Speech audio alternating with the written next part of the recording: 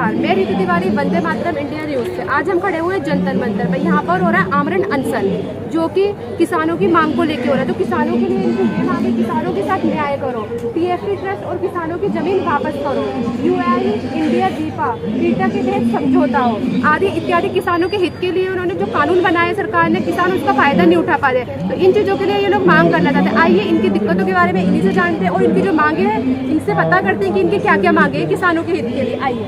तो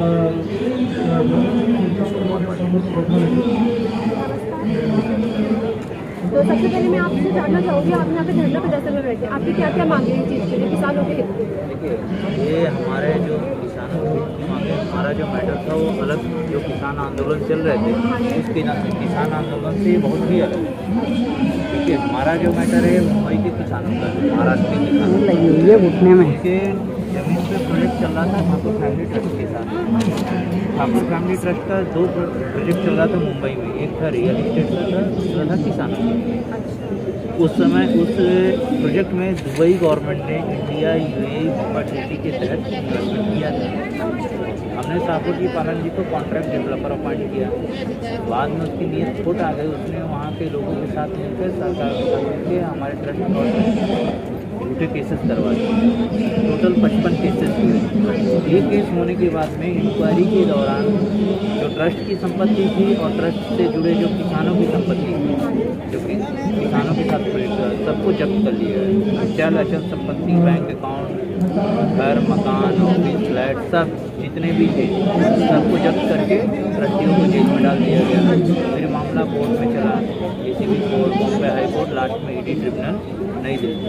17 जनवरी 2020 को ट्रिब्यूनल का फैसला हमारे ट्रस्ट के फेवर में है।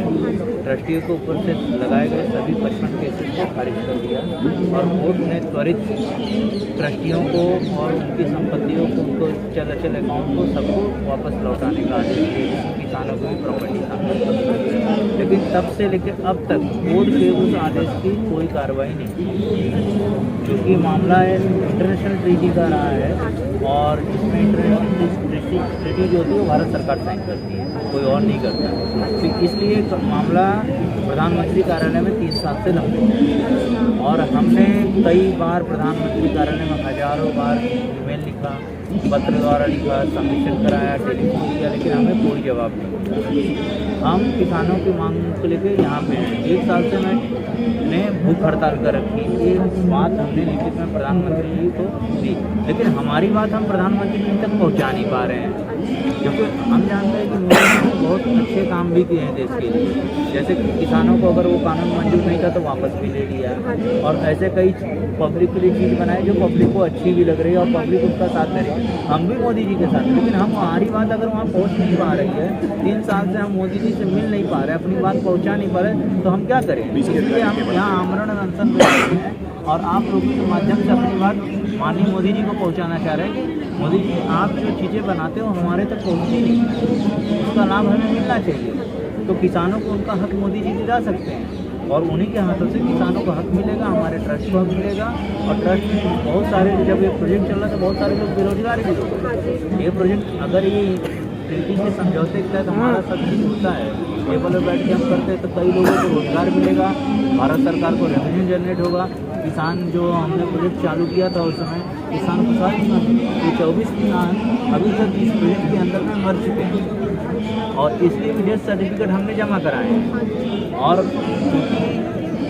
ट्रीटी का मैटर, इसलिए यहाँ राज्य सरकारें सारा चीज़ केंद्र सरकार के ऊपर में रखती है। तो हम जाएँ किसके पास? ना तो प्रधानमंत्री से मिलने का हमारे पास कोई तरीका ही नहीं है, इसलिए हम यहाँ पे आमरण अनशन में बैठे। आज 1 दिन की परमिशन मिली है और कल जहाँ की परमिशन मिली वहाँ से हम आमरण अनशन तब तक करेंगे जब तक हम प्रधानमंत्री जी से मिलकर अपनी बात न करें और अपने लिए किसानों के लिए न्याय न लें। और लिखित मौखिक रूप में हमें नहीं चाहिए।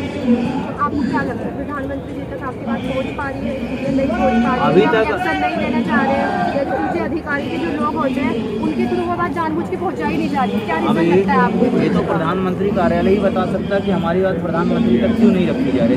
1 दिन की बात हो, 2 दिन की बात हो, हम समझ में आए। 3 साल से हजारों ईमेल, 70 से अधिक सबमिशन, टेलीफोनिक तो देखिए प्रधानमंत्री जी थोड़ी ना पेपर चेक करते हैं, हाँ जी। उनके नीचे अधिकारी रहते हैं, हाँ जी। तो वो उनको समय देने का काम, प्रधानमंत्री से हमने मिलने के लिए आवेदन दे रखा है, समय तो अधिकारी तय करेगा ना। टेबल पे बैठे टेबल पे जब तक सरकारी अधिकारी सरकार नहीं बैठेगी हम कैसे करेंगे। हमारे भी जो है कि जब टेबल पे बैठेंगे, यूए गवर्नमेंट बैठेगी, अमेरिका गवर्नमेंट बैठेगी, ठाकुर फैमिली ट्रस्ट बैठेगा जिसमें हमें फंसाया, एसपी ग्रुप भी बैठेगा, सब पे बैठ के साथ टेबल पे चर्चा होगी। और टेबल पे आने के लिए हम क्या करें, हम प्रधानमंत्री जी से कब मिल पाएंगे, जब अपनी मर्जी से तो क्या एक आम आदमी जाके मिल लेगा। उनके तो कई प्रोटोकॉल होते हैं, हमने लिख के रखा, लेकिन आज तक हमें कुछ मिला नहीं। हम इसलिए यहाँ आमरण अनशन पे बैठे हैं। जब तक हमें हमारे किसानों को ट्रस्ट न्याय नहीं मिलेगा तब तक हम इस तरह कुछ बर्तान करते हैं। तो आपको कितना टाइम हो गया है यहाँ बैठे हुए? आज से हम शुरुआत की है आमरण अनशन की। इससे पहले हम सरकार से गुहार लगा रहे थे। हम लेकिन आपकी गुहार पे सुनवाई नहीं की गई, अभी तक कोई भी कार्यवाही नहीं की गई है। कोई कार्रवाई नहीं की गई। अधिकारी हम प्रधानमंत्री, क्योंकि ये सारा पावर प्रधानमंत्री का जवाब तो आता होगा ना, जो आप ईमेल करते हो, जो बाकी चीजें करते हो, जो कार्रवाई करते हो, बस तो ईमेल आता है कि सरकार की साइड से। सरकार की तरफ से ईमेल इतना आता है कि आप पीएमओ पीजी पे अपलोड कर दीजिए। अपलोड करते फिर वही आता है, अपलोड करें, कितनी बार अपलोड करें। वहाँ पे तो कंप्यूटर जनरेटेड मैसेज आता है ना, कंप्यूटर जनरेटेड मैसेज का क्या जवाब दोगे।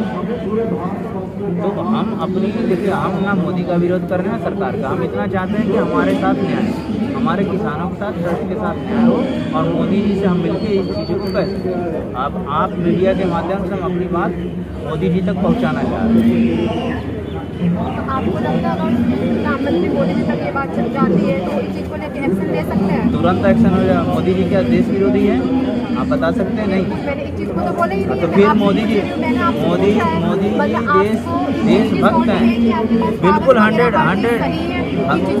बिल्कुल 100 आपको सपोर्ट करेंगे इस चीज़ को बिल्कुल। लेकर? मोदी जी 100% देशभक्त हैं। हाँ जी। संतों के उन्होंने हमेशा सम्मान किया है, संतों का वंदन अभिनंदन किया है। आज राम मंदिर इसका उदाहरण है। हाँ जी। और आज जो काशी विश्वनाथ में चल रहा है ये मोदी जी की ही देन है। हाँ जी, बिल्कुल। मोदी जी ने कुछ बहुत ऐसे काम किए जिससे धारा 370 हटा दी, जो कोई मानती हूँ। तो मोदी जी तो देश के लिए कर, लेकिन मोदी जी तक मिलेगा तब तो मोदी जी जानेंगे। हाँ जी। मोदी जी तक जब हम मेरी बात पहुंची नहीं रही है तो मोदी जी कैसे जानेंगे मैं क्या करने आया हूँ। मोदी जी तक हमारी बात पहुंचेगी, इतना हमें क्या पूरे देशवासी, हर देशवासी को भरोसा है कि उसकी समस्या का समाधान मोदी जी चुटकी में कर सकते हैं। तो एंड में मैं बस आपसे ये बोलना चाहती हूँ कि जो आपकी मुहिम है आप इसे शॉर्ट शब्दों में बोल दीजिए। मेरी मुहिम है कि मेरी देखिए सीधी है, मोदी जी सुनो पुकार, सन्यासी आए आपके द्वार, मरे हुए किसान और उसका परिवार करे न्याय की गुहार।